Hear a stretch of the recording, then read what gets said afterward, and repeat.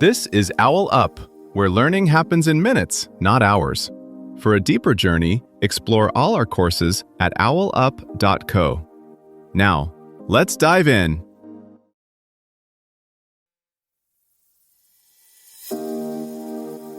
Welcome to Chapter 1 of our series, Myths and Marvels of Popular Diets. In this episode titled Paleo Diet, Ancestry or Modern Myth, we'll take a closer look at the origins of the paleo diet and explore whether it's truly rooted in our ancestral past or just a modern creation. So, let's dive in. A diet named after people who never shared a single menu. In one cave, roasted mammoth.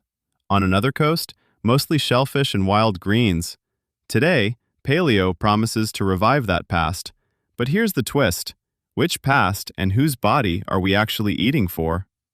So instead of chasing a single, correct ancestral menu, it might be smarter to ask a different question. Which parts of that story actually help a 21st century body in a 21st century world? Our lives are shaped less by hunting and foraging and more by commutes, screens, late-night emails, and food that's engineered to be overeaten. A plate of grass-fed steak doesn't erase 6 hours in a desk chair or a chronic sleep debt. And while the label paleo feels simple and decisive, the research behind it is anything but. Some studies show better blood sugar control and weight loss. Others flag gaps in nutrients like calcium or fiber. Meanwhile, real hunter-gatherer groups alive today are teaching scientists that health is less about copying ancient recipes and more about understanding patterns, movement, variety, and how rarely they encounter ultra-processed anything. And there's another wrinkle. The rules you see online were largely assembled in the 2000s, not dug out of a cave. Lauren Cordain and others stitched together ideas from anthropology, nutrition, and a fair bit of guesswork. Then the food industry rushed in with paleo bars, bread, and brownie mixes wearing Stone Age branding. Meanwhile, actual research trials often use versions of paleo that look more like a Mediterranean diet with a stricter ingredient list. So when someone says, paleo worked for me, they might be talking about three very different things: a book, a brand, or a carefully controlled study. Here's where things get interesting. When researchers put paleo under the microscope, what consistently shows up isn't magic genetics, it's basic food quality. In randomized trials, people assigned to paleo-style menus often end up eating fewer refined carbs, more fiber-rich plants, and more protein. That combination tends to lower appetite, stabilize energy, and nudge blood sugar in a better direction, like tightening up sloppy code in a program so it runs smoother, even if the original design wasn't perfect. But then the trade-offs appear. In strict versions that cut out all dairy and most fortified foods, calcium intake routinely lands in the 400 to 600 milligrams per day range. That's fine for a few weeks in a study, but over years it could matter for bone health, especially if you're small-framed, postmenopausal, or have a family history of osteoporosis. You can compensate with bones in fish, leafy greens, and mineral waters, yet that requires deliberate planning, something most glossy paleo challenge plans barely mention. There's also the heart question. Depending on how you do paleo, your plate could be heavy on fatty red meat and coconut products, or it could center lean proteins, olive oil, and a heap of vegetables. The American Heart Association's hesitation isn't about the label, it's about the common pattern where people swap cereal and yogurt for bacon, burgers, and butter, then assume the word paleo makes it protective.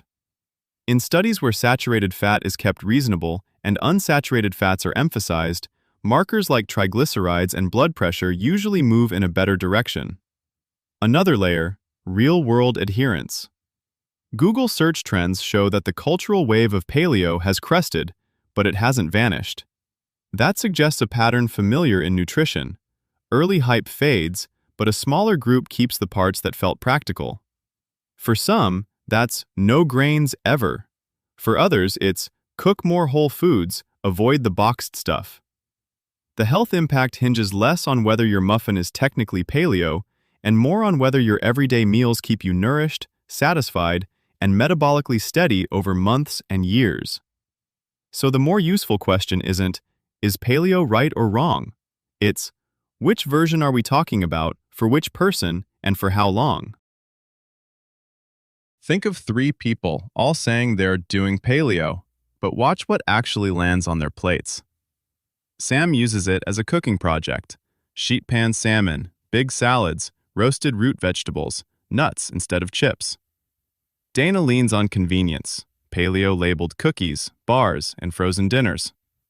Chris treats it as a strict elimination phase, then gradually reintroduces oats, yogurt, and beans while keeping the habit of planning meals and reading labels closely. Same label, very different biology downstream. In small trials, patterns like Sam's and Chris's, lots of home-cooked meals, fewer sweetened drinks, protein at most meals, tend to show better energy and easier appetite control, regardless of whether the diet is called paleo, Mediterranean, or what I can cook after work. Dana's path often looks healthier on Instagram than in a food log. Your own context matters too. Endurance athletes may struggle with very low-grain versions. People with celiac disease might welcome the built-in gluten avoidance. Someone with a history of disordered eating might find rigid, allowed, forbidden lists risky rather than freeing. Here's the twist. The next wave of paleo may look less like a rule book and more like a lab report. As nutrigenomics and microbiome testing mature, you could see plans that cross-check your DNA, gut bugs, and even location, then suggest an eating pattern that nods to your ancestry without copying it. Think less costume party, more tailored suit, shaped by the past, fitted to your current body, climate, and medical risk, then updated as new long-term data arrive. Instead of asking, is paleo authentic? You might ask, what does my body actually respond to? Use it as a testing ground. Try more whole foods, then notice sleep, mood, digestion, and labs, not just the scale. Like rearranging furniture, small shifts in what you repeat most days can quietly reshape how your whole health room feels over time. To go deeper, here are 3 next steps. 1. Pull up Chronometer or MyFitnessPal and log a full day of your current eating, then compare it to the Paleo template chapters in The Paleo Cure by Chris Kresser to see exactly where you're closer to or far from what was discussed in the episode. 2.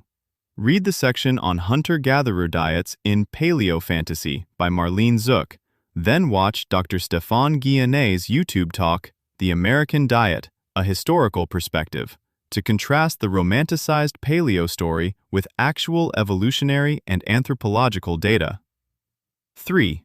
Open the website of PubMed or Google Scholar and search Paleo Diet Randomized Controlled Trial. Pick one paper, for example, the 2009 Lindeberg Paleo Diet Trial on type 2 diabetes, and skim the methods and results so you can see how the claims made in the episode line up with real study designs and outcomes. This was OwlUp, your daily step forward. To keep learning with structured courses and more insights, go to owlup.co. Until tomorrow!